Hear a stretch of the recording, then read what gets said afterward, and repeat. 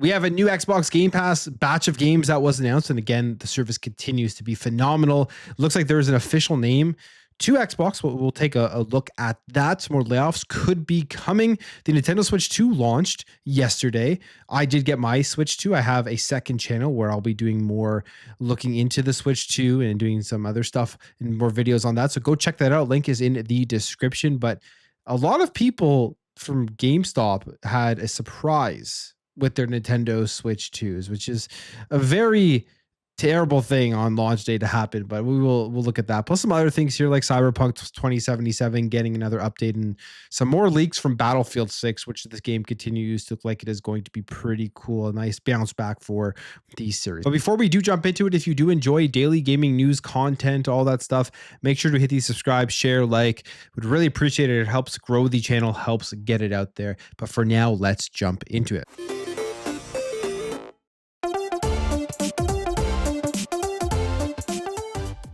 Xbox Game Pass has been phenomenal throughout this entire year. We are days away here from the Xbox showcase on June 8th, where I think it will continue to be phenomenal. We'll get even more announcements of more games to come out in 2025 on the service to cap off probably the best year in Xbox in terms of games outputs and content that you get if you are in the ecosystem. It has been literally nonstop. And we have another big announcement here for Game Pass for this next one in June.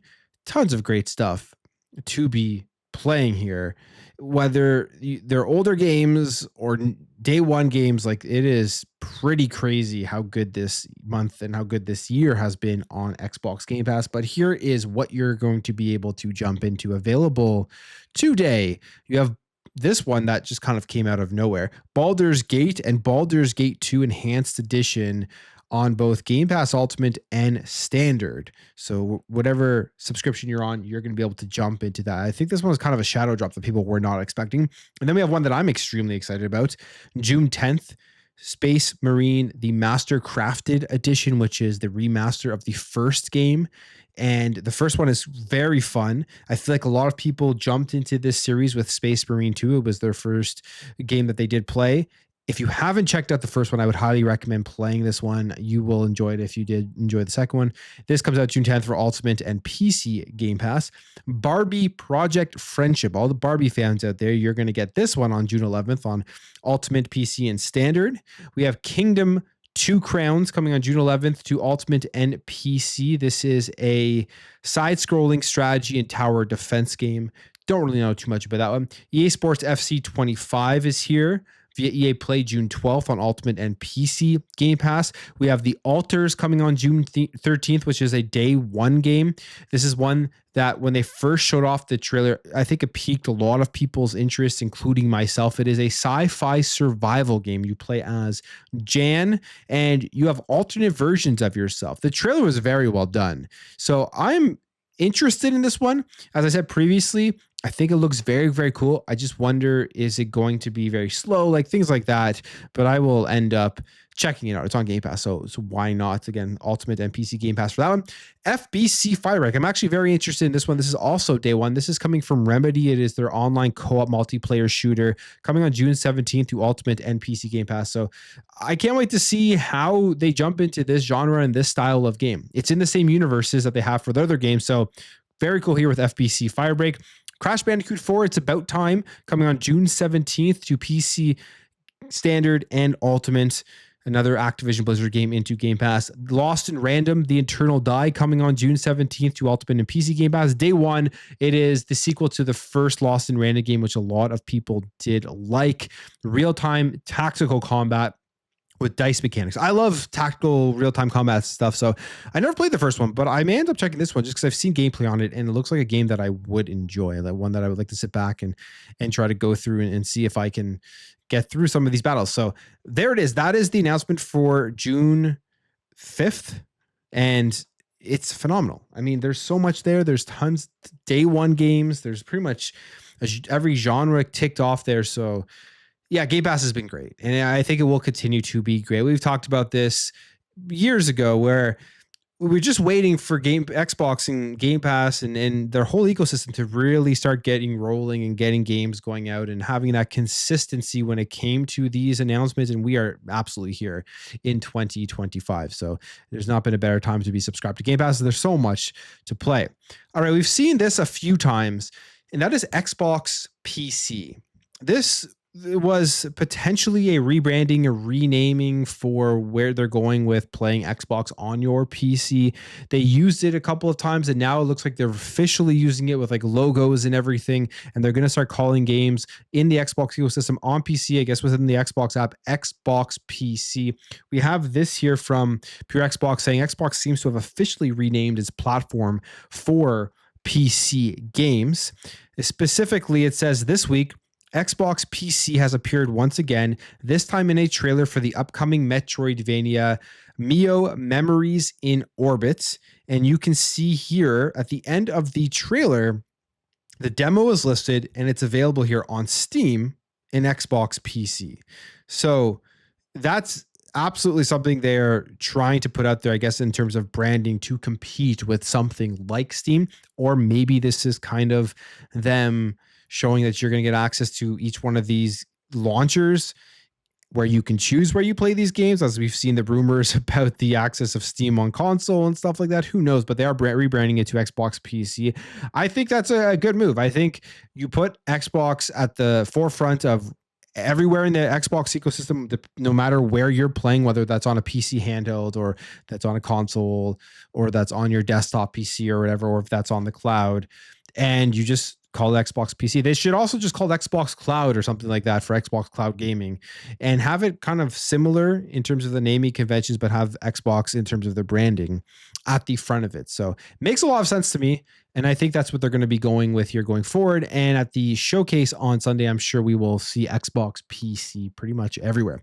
Now, layoffs have been nonstop and across the gaming industry, and it just continues through 2025. And Xbox, Microsoft have been laying people off. They've been very bad at this as well. And we're seeing potentially more layoffs here.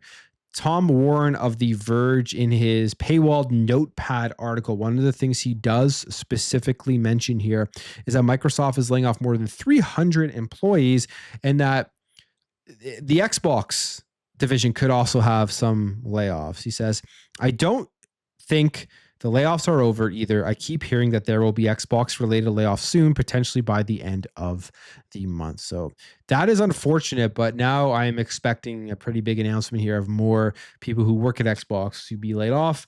Based off of what he is saying here, they're going to wait till the end of the month. They're going to do their showcase. Everyone's going to be super hyped for Xbox, and they're going to put out this negative news, I think, at the end, where they're going to have more layoffs, and they're going to have the same spiel that everyone has, which is to keep things sustainable. It's unfortunate, and hopefully everyone who potentially does get laid off do land on their feet, but this is happening across the entire industry. It's not stopping.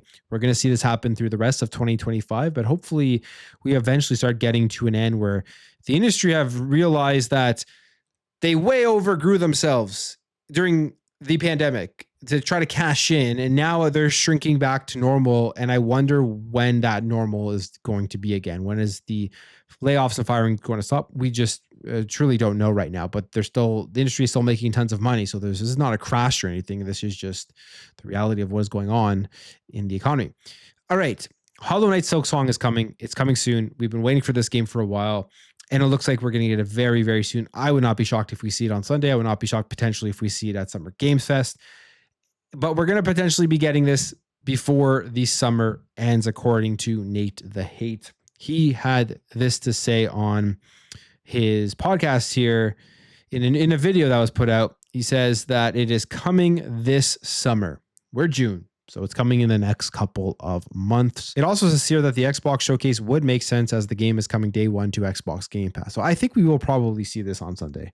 I would not be surprised at all if this is one of their announcements that gets people very excited, because they've been waiting, I think, since 2019 now for this one, since they first showed it off. And you would think with this style of game, side scrolling, the graphics style and stuff, it would have been out by now. They just kind of went silent and just would say, yeah, the game is in development, so we're fine. Don't worry about anything. It is coming. but then people have continuously waited for a long time now. It makes sense that this one is going to be coming soon. Day one Game Pass, so we're going to be able to play it in that service, which is just another game added to 2025 and the phenomenal year that we have had with that service. The Nintendo Switch 2 has launched. I have mine. Go check out my second channel in the comments below, where I'm going to be focusing more on just different style of content. Right now, it'll be Nintendo Switch 2 stuff, as I do want to go through the console, show it off, and maybe show some games off on it and stuff. But I think the actual console itself, comparatively, just in my hands to the Nintendo Switch 1, is a nice upgrade. The Joy-Cons, I think, are significantly better than the Nintendo Switch 1 Joy-Cons. The screen is bigger. It is pretty beautiful for an LCD. They're going to release an OLED for this thing at some point. So it is a nice upgrade. It does feel more premium. It does feel like you are playing a nicely upgraded version over the Nintendo Switch 1. But some people were not so lucky here on launch day, as there were staples in their screens. Their screens got damaged by staples thanks to GameStop apparently stapling through the box and I guess hitting the screen itself, which is kind of ridiculous. You would think that, yeah, you probably shouldn't be stapling into the box, not only for potentially damaging the console, but for people who have purchased this thing. And there's probably people who want to keep the box in good shape, collectors, all of that stuff. I hate it when stores intentionally staple things or put stupid stickers on boxes and stuff. And this is just like the next level of that. We have this here, Wario64 here on Blue Sky, saying apparently one GameStop store used a stapler to attach receipts to Switch 2 boxes and the staple ruined the screen. Another person commented their unit and others were affected at the same store. You'll see the pictures here as I pull this up on Blue Sky, but there's the staple. This is in Staten Island, New York, where this did happen. And you can see here, the staple goes right through the box. And if you've seen it in unboxing or you've opened a Nintendo Switch 2, you know that the screen is right under the box facing up. So it goes through the plastic onto the screen and it damages the screen. So that's just kind of funny to think that that would happen at a GameStop employee probably just wasn't thinking when they did do that. So not crazy surprising, but yeah, that's not a nice surprise here for launch day. These people are probably very excited to pick up their Nintendo Switches. So just an interesting thing there. That there's always some weird story that happens with the launch of any console. All right, Battlefield 6 is coming, and it looks phenomenal from all the leaked footage that we have seen. Now we have some more leaked footage here of tank gameplay. And again, game is looking like it's going to be a great Battlefield. We have Rebs Gaming here who put this out here on X, and it says new Battlefield 6 tank versus tank pre-alpha gameplay. The graphics in this game are pretty crazy. Like, this looks super realistic and stuff. And the explosions, the buildings, everything here looks like it is going to be very cool when it does come out. Like, the explosions, and you're seeing some of these buildings crumble and stuff as people are running through them. It's going to have some big effects on gameplay. It does remind me, it gives me that Bad Company feel, but obviously with far better graphics now here in 2025 and physics and everything. So looks very good. I can't wait for this Battlefield. Is one of my more anticipated first-person shooters in a while, just simply because I feel like this is the one that brings it back to prominence, brings it more into competition with Call of Duty. There'll be lots of cool gameplay clips from it. I thought 2042 could have been that, but it just wasn't. It didn't bring it up to where I think it needed to be. It didn't gain the popularity. And this one here, I feel like we'll end up doing that at the end of the day. Cyberpunk 2077 confirmed update 2.3 for the end of this month, which is surprising because we thought this was the end of updates for Cyberpunk 2077. But Marcin Momot, who put this here out on X and spotted here by a Gamer Ranks. Marcin is the global community manager for CD Projekt Red. He says here, we're not done yet. Stay tuned for more info about the next Cyberpunk 2077 update coming later this month. We'll start spilling the beans closer to the release of patch 2.3. That's its name. So for now, we ask for a bit more patience. Let the team cook, and then puts out this meme here. So I wonder if this is because it's released on the Switch 2 now, which I think it's crazy if you compare the launch of Cyberpunk when it first came out on something like the Xbox One and PS4, and even on the Series X and PS5, there were major issues with it at launch. It was one of the things that held it back. Obviously, the game bounced back phenomenally from that.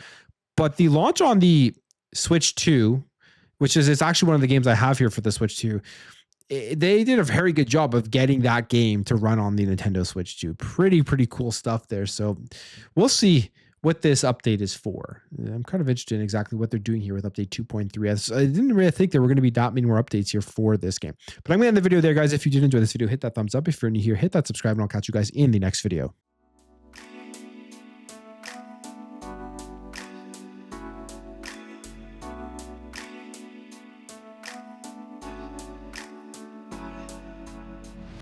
Bye.